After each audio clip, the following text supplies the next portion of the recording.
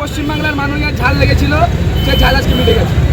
এই যে শত শত আমাদের কর্মীদের হত্যা, তাদের মৃত্যু, তার উপর ভরসা রেখে সেই সমস্ত শহীদদের সম্মান জানিয়ে আজকে ভারতীয় জনতা পার্টি বিপুল বহুমত নিয়ে পশ্চিমবাংলায় সরকার করতে চলেছে। এবং আমরা স্পষ্ট করছি, আগামী দিন এই কর্পোরেশনে 2027 নির্বাচনে তৃণমূল কংগ্রেস প্রার্থী দেওয়ার লোক থাকবে। স্পষ্ট কর্পোরেশন আমরা দখল করলাম, কর্পোরেশন আগামী দিনে শিলিগুড়ির বিজেপি যুব বাহিনী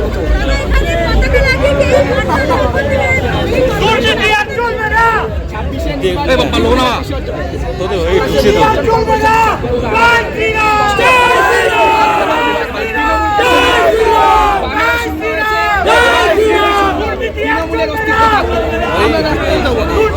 যা যা করার